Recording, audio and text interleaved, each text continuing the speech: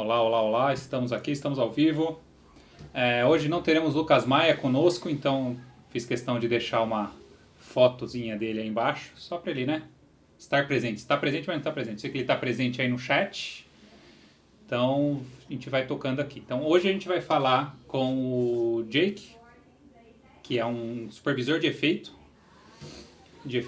e ele faz os efeitos dele em After. Então a gente vai bater um papo aqui de como que ele trabalha, do porquê que ele escolheu o After Effects como ferramenta de efeito, quando normalmente, quando você pensa em efeito, você vai pensar em Nuke, você pensa em Flame, você pensa no Fusion da Blackmagic.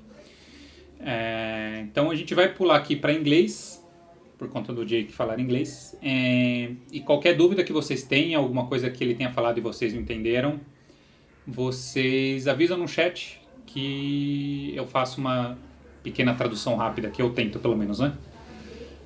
So, hi Jake, how are you? Hey Marcelo, hola. How things are going in California with coronavirus?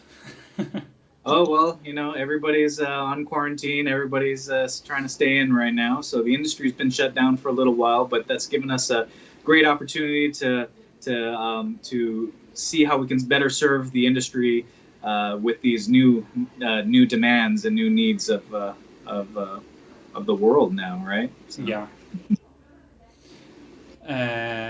So let's start. You do your VFX work in After Effects, right? Yes, I do. So how you choose the After Effects? Well, I mean, selfishly, it's something that I just like. I really like After Effects, and it's there are a lot of other softwares out there. I mean, there's so much to use, but the demands of what I do, the kind of work I do, it really fits in the great lane of of the type of client and type of productions that I work on. I work on a lot of medium to micro to almost non-existent budget productions. So okay. between nothing to $20 million or so. And it just depends what the project is. And, so those productions, we're not trying to make Avengers necessarily, so that's been a helpful advantage to us. But After Effects is very versatile. It allows you to bring in things like 3D from time to time with other plugins like Element 3D, but we also do use for the 3D end of things. We use a lot of Blender, so that's where we go there. But in terms of compositing, I just really like After Effects, so Yeah, great. So the company uses. Do you use third-party plugins, or you just use the vanilla After Effects? I find that I end up using the vanilla After Effects quite a bit, actually, but I do have plenty of third-party plugins.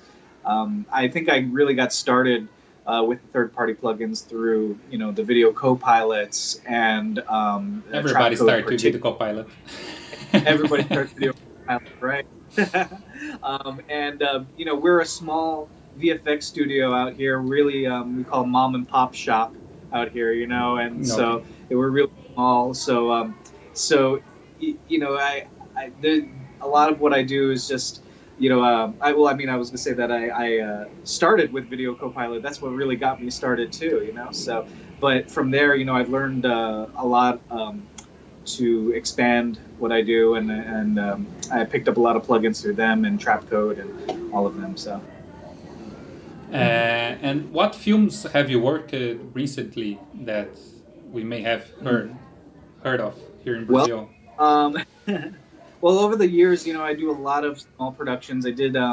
I just last year supervised a Robert De Niro movie called The Comeback Trail. That was with De Niro. That was with Tommy Lee Jones, Morgan Freeman.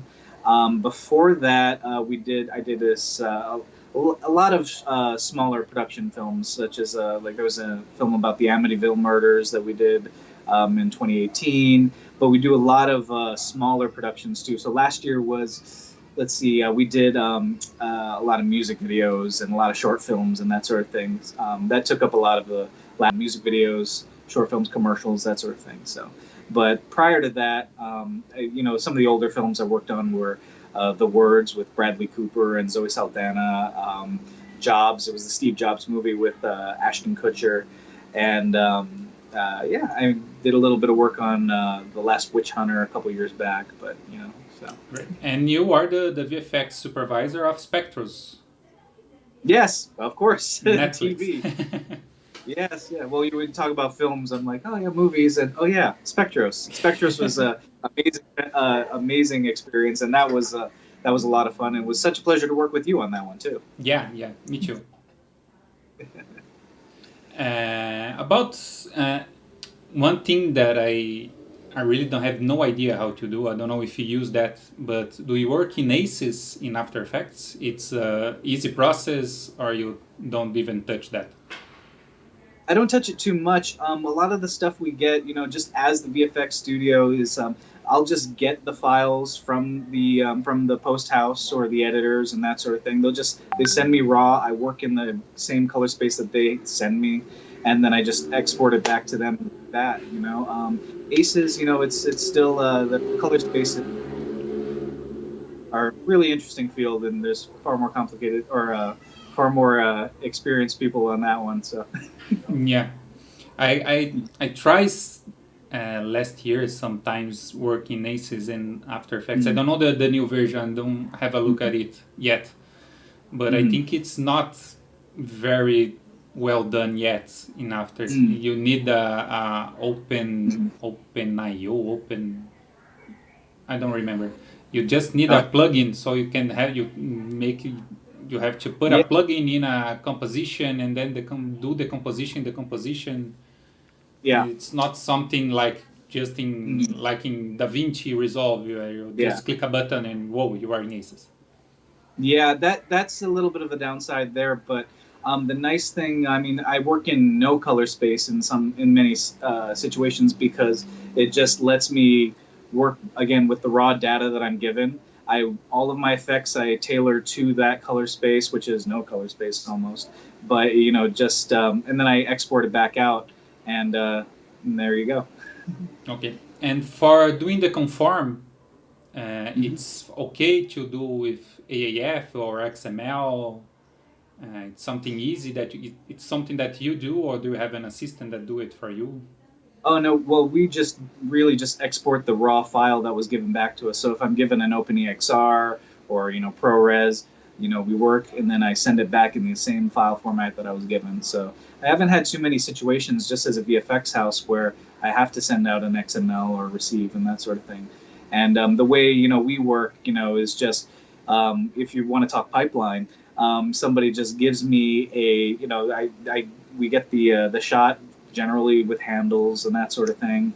But we get the file, we work on it, send it right back. I try to avoid them sending me entire takes with an XML or an EDL or anything like that, so with the in points, out points, and everything. So we try to avoid that. Okay. Let's just see. Oh, the plugin is Open Color IO. Oh, okay. For the ACES in After Effects. Okay. So do you want to show the reel from VFX to go, right? It's your company. Sure, yeah. I can pull that up for you right now. Let's see. Let's pull that up. Sending it over right now.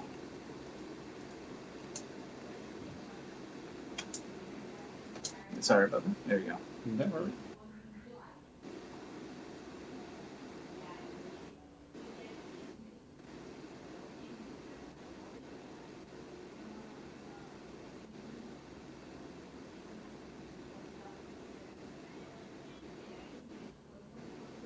This plane is 3D, right?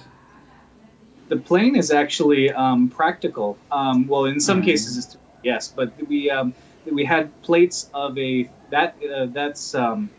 had plates where the plane was on a soundstage, and just with a black background and a little bit of roto, and we just add the environment around it. Okay. This is just our company reel, just kind of a little bit of everything. And besides VFX, you do motion graphics also? Yeah, we do. I do done my fair share of company logos and advertising commercials. I think you are working on a VFX, not template. It's like this thing that the guy sent it. Oh, here's a bunch of motion graphics already done. You can use it. I'm sorry?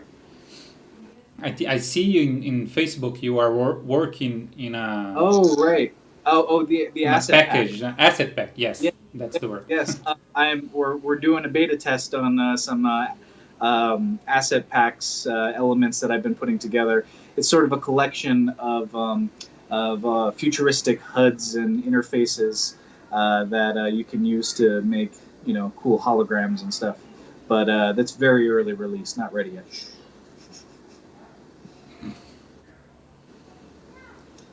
This animation you did in Yeah. After or just the composition? We do the compositing for a animated series called Hullabaloo right now. It's been it's been in the works for a little bit, but it's coming along very nicely, and it's been a pleasure to work on that one. Wow. With veteran Disney animator James Lopez. He's just incredible.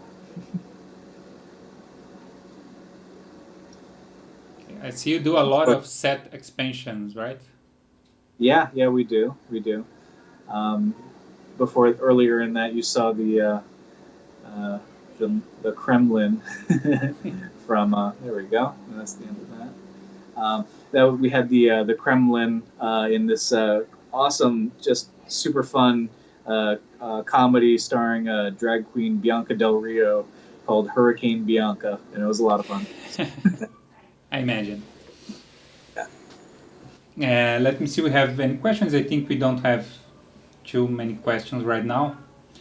Do you think you can show us a breakdown from a shot that you have done? Sure. Well, let's see. Let me pull up here. Using After Effects, if we want to talk about After Effects, something that's really commonly used in After Effects that we do is monitor burn-ins, where we put computer screens and that sort of thing. So let me just share with you. I'm going to share a series we did for Crackle called Startup. This is just typical monitors. We've been we get contracted to do quite a bit of these, so it's a fairly helpful example of what we do. Mm-hmm. And the track you do inside After, you use the Mocha plugin that comes with it? It really depends, because so many shots, so many situations where you're doing the same effect, but based on how it's shot, it's completely different every time. Sometimes. So in this case, for that series, in that reel, we use Mocha Pro, we use After Effects' internal, the camera tracker. Sometimes we just use the planar tracker, but it all depends really, and sometimes a different mix of all the techniques if the shot is just overly complicated. Okay, and how are you adapting your workflow for the COVID situation? Do you use something like Dropbox or Google Drive?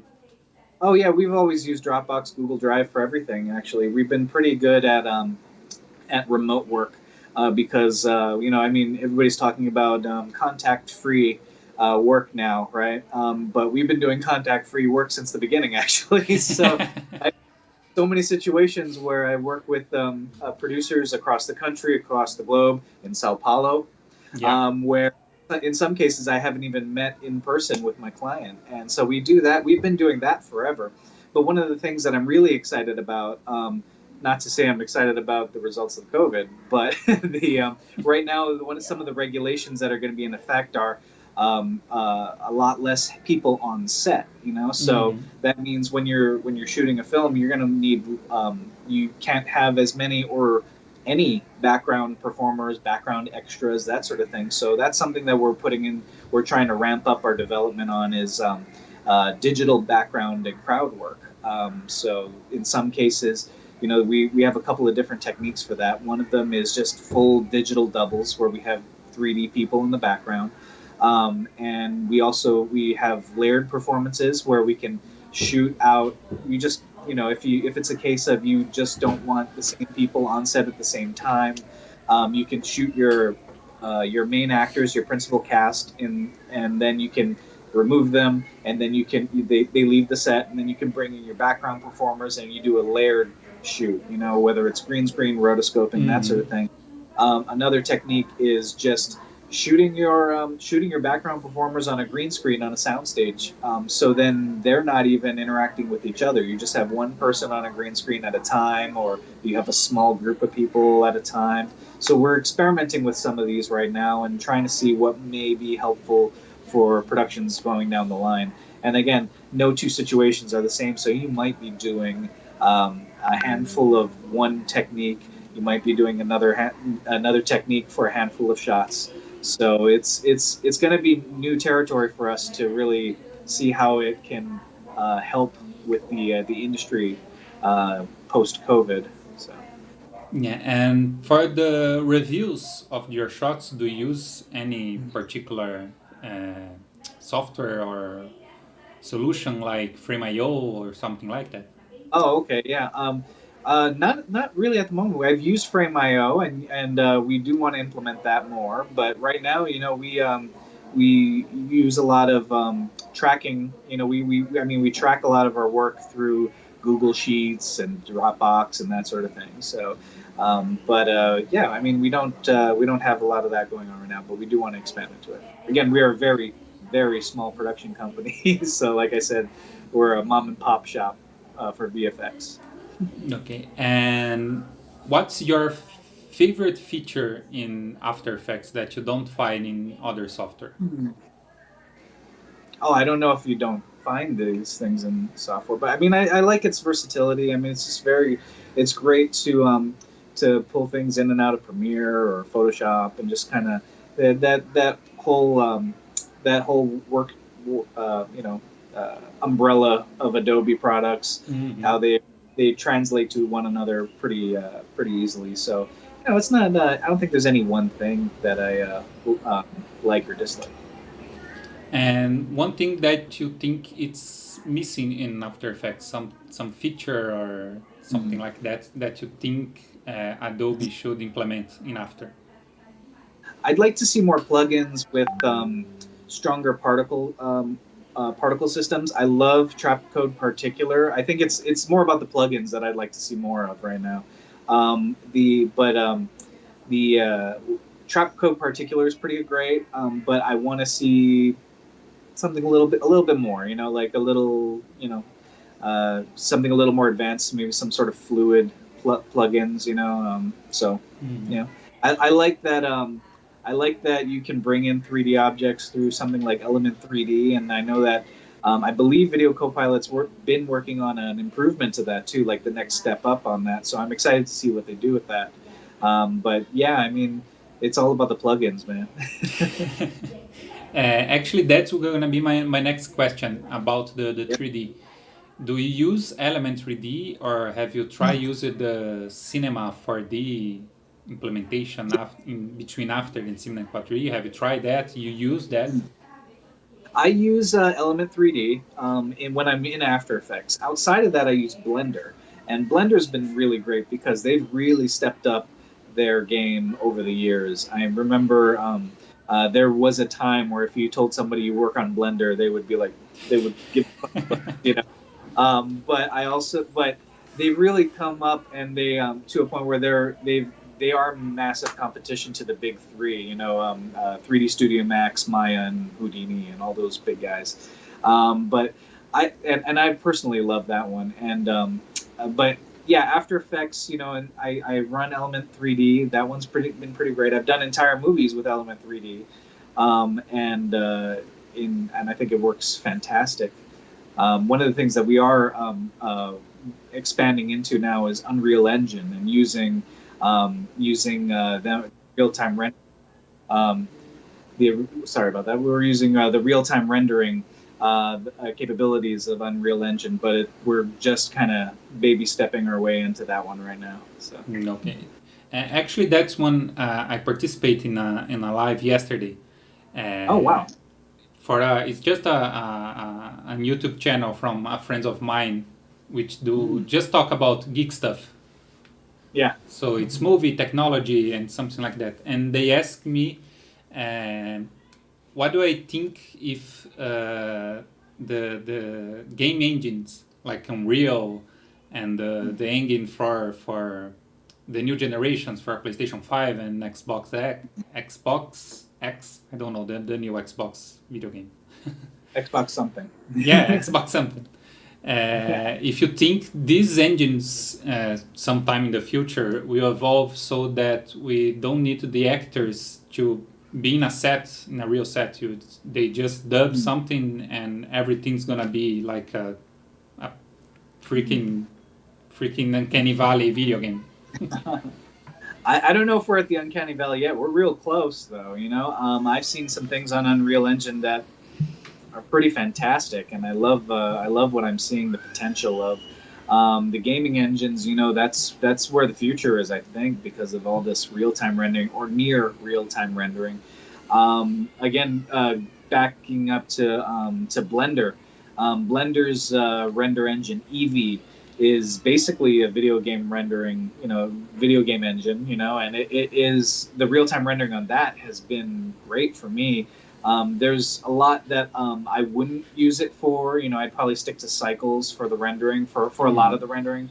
But Eevee, but there's also a lot of things that I can render in Eevee, and that's been incredible. And I love the quality that's been coming out of that too. Blender is a software that I'm always in that gray area that I'm gonna learn that in some time. Yeah. It's installed in my computer, so I'm gonna learn. But I bought some courses in Udemy. I don't know if you know Udemy. That's how I learned Blender, actually. Yeah. So the course is just there. I open that. They look at me and say, "Hey, when you gonna start learning this thing?" Well, but I'm just pushing over. You can put me on your desktop too now, saying, "Hey, when you gonna start it? Come on." That's it. Because it's pretty great. Yeah, I love it.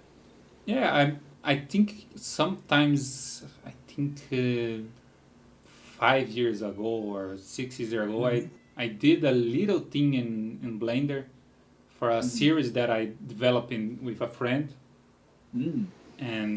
But I just did some baby 3D in that, and I think it's very awesome. But I don't know which version of Blender was that, but I never touched it again.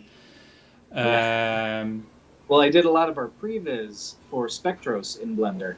Yeah, I remember that you showed in. Yeah, there's a lot of very early stuff we did for that, and it was great to just be able to just turn it out very quickly too. So. Yeah, that's great. That's great. Let me check. Do you think you can show us an After Effects project from you? After Effects. Yeah, the real After. Oh, the real After Effects. I don't have it up on anything up right now available. I have more breakdowns if you'd like to see those. Okay, we can do that.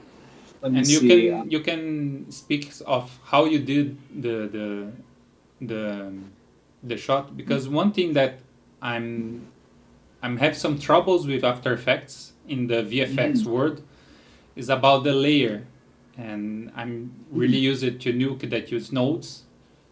Oh, okay. So when I'm doing VFX work in After Effects with the layers, I find sometimes a little confusing. Well, it's really funny. I mean, like, I could talk about that all day, because I've had these conversations with friends too, because they other VFX artists too. They tell me it almost feels weird, because I look at nodes, and I had to learn that for Blender. I had to learn a form of node, or I had to learn Blender's node based system, and that confused me when I started. I was so confused by nodes. And so when I talked to somebody about it, he looked at me funny, because he's an expert in node work, and he looked at me funny and says, "I'm confused about After Effects layers." And so there's a real funny disconnect there, because to me, I look at nodes as up here, and little old me over here, I look at After Effects is maybe middle, not down here, but middle somewhere, right? You know, but Mm.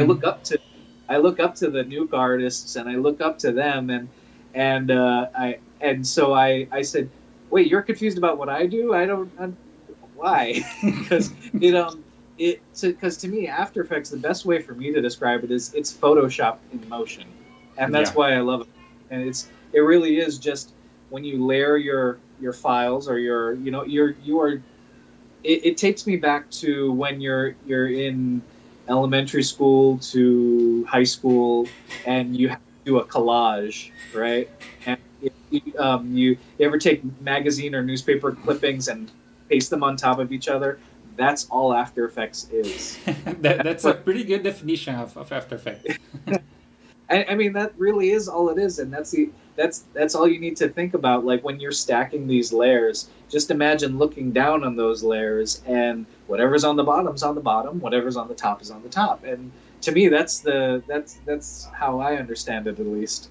But yeah, I mean, it's yeah, that's how I grasp it. But I look to, again, note artists as hats off to you, sir. You're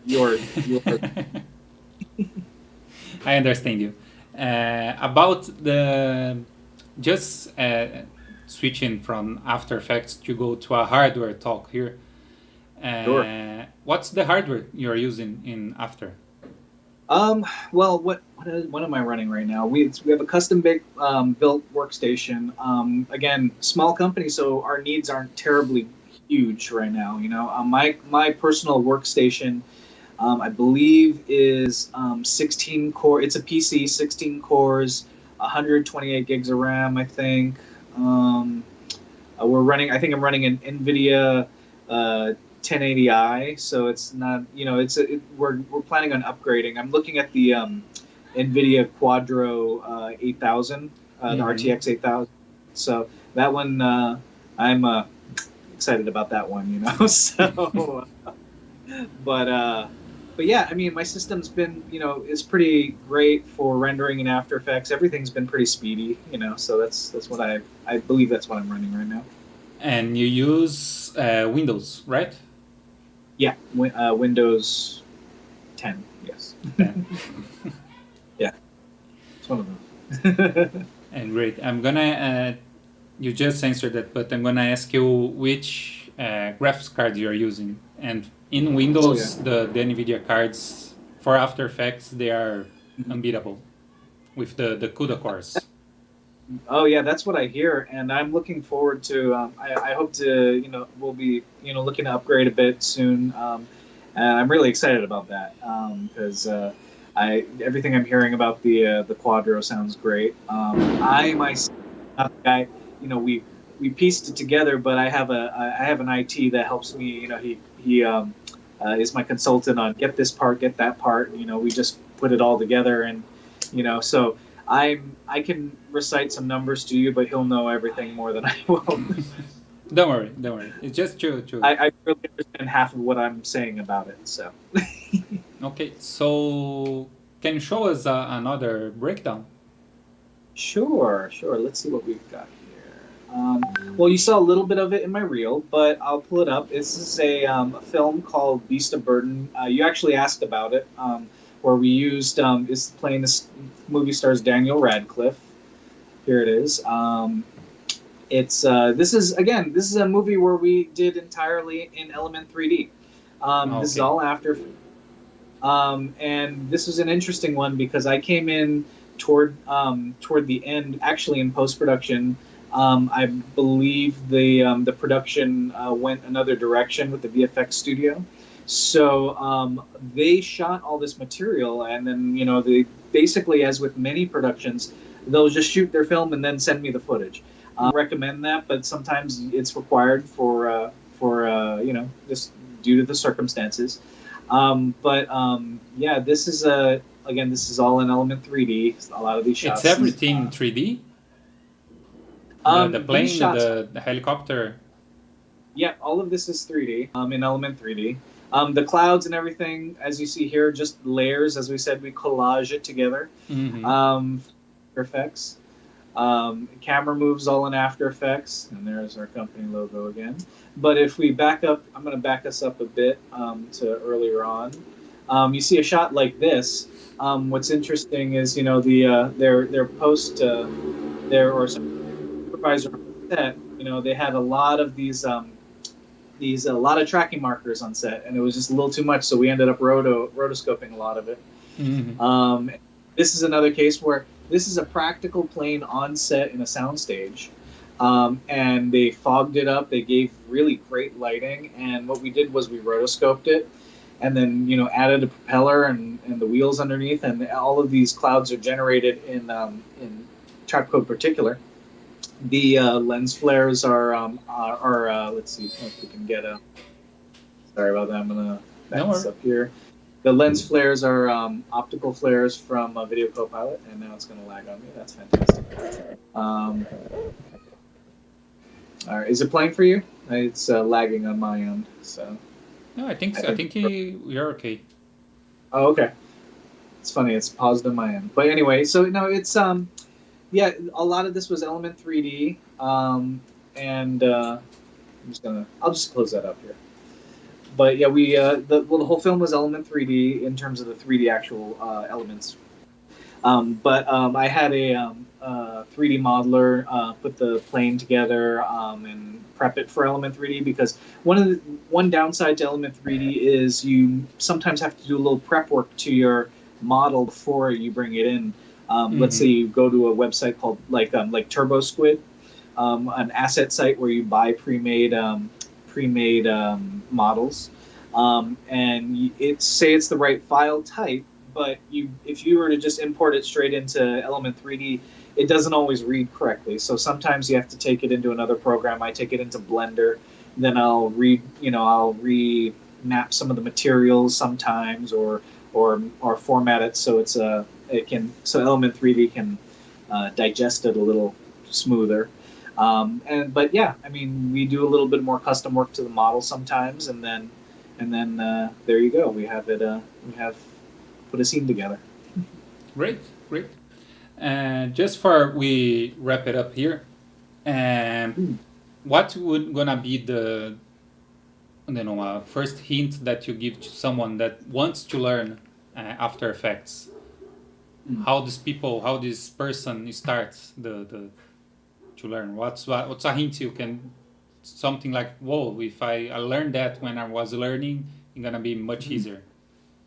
Oh man, I would say I just point them to videocopilot.net, honestly, because the truth is I went to film school, and I learned After Effects at film school, and it was fine. It was great. It taught me the mechanics of just how to open and what all the tools do and everything. But I think what Video Copilot did for me was it made it fun and practical. And there were all these things that I did in After Effects in school, and I thought, okay, that's cool. I like that. But I had no idea that After Effects had the capabilities it does until I saw Video Copilot. Oh, I can do Iron Man's interface and HUD in After Effects. I can do, you know, the bug crawling under your skin effect. You know, I can do all these gory effects in After Effects, and I didn't realize that. I mean, that was much earlier on, but in Video Copilot, it gets you right to the stuff you're excited about and you want to, you know, the stuff you really want to do, you know. And but he teaches it in such a way that is, I think, if you just literally follow him step by step, you can advance very quickly. Yeah, that's sort of the same road that I take. I'm always tell everyone that I'm on one YouTube video to do a heart surgery. Yeah, you can find everything in YouTube and video class, and especially right now we are in the pandemic of COVID. Study and sit and learn something new is a great way to just not freak out. Yeah, I can't imagine how many people are learning new skills right now and everything, you know. And like I said, you know, I've been learning Unreal Engine for maybe a little less than a year or so. But this time right now, I've been watching so many tutorials and lessons on Unreal Engine that I'm just like, just kind of. I'd rather just plug it into the back of my brain, like the Matrix or something. So, It's gonna but be really, really easier. oh yeah. I think Elon Musk is working on that, actually. We hope so, right? We hope so. Yeah. So Jake, thank you for this time here. Really Thank you appreciate for you take some time to talk with us. Of course. Thank you so much. It's a pleasure, and I always love chatting with you. So. Yeah. So do you wanna just send a little message to everybody? There is a website for VFX to go if the people wants to just take a deeper look in what you do and your company do. Yeah, check us out at VFX, the number 2, go.com. We're there. We're on social media, Facebook, that sort of thing too. So, yeah. And desculpa, eu não falo português. É a única coisa que sei dizer. It's really good, really good. Thank you. So thank you, Jake. I'm just gonna switch to Portuguese here, just to wrap things. Okay? Nope. Thank you. Thank you. Então, pessoal, valeu. Muito obrigado para quem acompanhou aí. Rapidinho aqui, se vocês tiverem alguma dúvida ainda que queiram tirar aqui com o Jake, podem me mandar aí no chat. Então, muito obrigado por participar. Lembrando que essa live ela vai continuar aqui gravada para quem quiser reassistir, assistir com calma, quiser repegar alguma parte aí. E não se esqueçam também de se inscrever no canal ali embaixo, deixar o joinha, compartilhar também com as pessoas que você conheça, que queiram, que gostam do After Effects também. Então é isso. Muito obrigado a todos e nos vemos na semana que vem, né? So, bye bye, Jake. Tchau.